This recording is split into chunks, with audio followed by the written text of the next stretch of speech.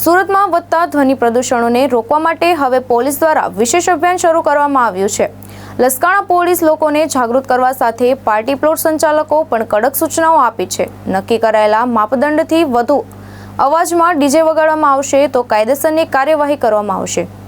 સુરત શહેરના Laskana police station દ્વારા ધ્વનિ પ્રદૂષણ વિરુદ્ધ જાગૃતિ અભિયાન હાથ ધરવામાં આવ્યું છે। લસકાણા પીઆઈ મીનાબા ઝાલાના માર્ગદર્શન હેઠળ પોલીસ ટીમ અને પોલીસ સમન્વય ગ્રુપ દ્વારા વાલકપાટિયા વિસ્તારમાં લોકો વચ્ચે જાગૃતિ લાવવામાં આવી હતી। અભિયાન દરમિયાન ધ્વનિ પ્રદૂષણથી થતી આરોગ્ય સંબંધિત સમસ્યાઓ અંગેનો પોસ્ટરો સાથે લોકોને સમજાવવામાં આવ્યા હતા। ખાસ કરીને ઊંચા અવાજના ડીજે અને સાઉન્ડ સિસ્ટમના કારણે થતી પરેશાનીઓ વિશે જનજાગૃતિ ફેલાવવામાં આવી હતી। સાથે જ લસકાણા પોલીસ સ્ટેશન ખાતે પાર્ટી પ્લોટ સંચાલકો સાથે બેઠકનું આયોજન કરવામાં આવ્યું હતું। બેઠક દરમિયાન પોલીસ દ્વારા સ્પષ્ટ સૂચના આપવામાં આવી હતી કે સરકાર દ્વારા નક્કી કરાયેલા માપદંડથી વધુ અવાજથી ડીજે વગાડવામાં આવશે તો કાયદેસરની કાર્યવાહી કરવામાં આવશે। પોલીસનું કહેવું છે કે શહેરમાં શાંતિ અને લોકોના આરોગ્યને ધ્યાનમાં રાખીને આ અભિયાન સતત ચાલુ રાખવામાં આવશે।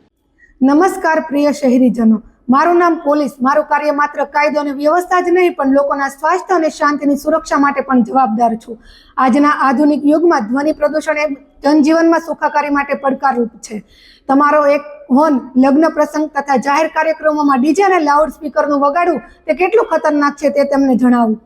તે કોઈ બાળકનું ધ્યાન ભંગ કરી શકે છે, કોઈ વૃદ્ધની શાંતિ છીનવી શકે છે તો નિર્દોષ પશુ પક્ષીઓને ડરાવી શકે છે।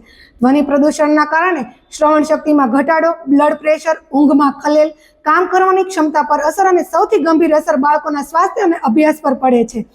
અબોલ જીવને સ્થળાંતર કરવા ફરજ પડે છે, જેના કારણે પ્રકૃતિ પર માઠી અસરો પડે છે। આવી માઠી અસરોને નિવારવા અને લોકોના સ્વાસ્થ્યને ધ્યાનમાં લઈ નામદાર સુપ્રીમ કોર્ટના વખતોના ચુકાદાઓને ધ્યાનમાં લઈને ધ્વનિનું એક પ્રમાણમાપ નક્કી કરવામાં આવેલું છે। તેનું પાલન કરાવવા મહેરબાન પોલીસ કમિશનર શ્રી સુરત શહેરનાઓ દ્વારા જાહેરનામું અમલમાં મૂકેલું છે। તો આથી તમામ શહેરીજનોને જાહેરનામું ચુસ્તપણે પાલન કરવા માટે વિનંતી છે અને પાલન નહીં કરનાર વિરુદ્ધ કાયદેસરની કાર્યવાહી હાથ ધરવામાં આવશે। ભાવેશ ઉપાધ્યાય, દ્રષ્ટિકોણ ન્યૂઝ, સુરત।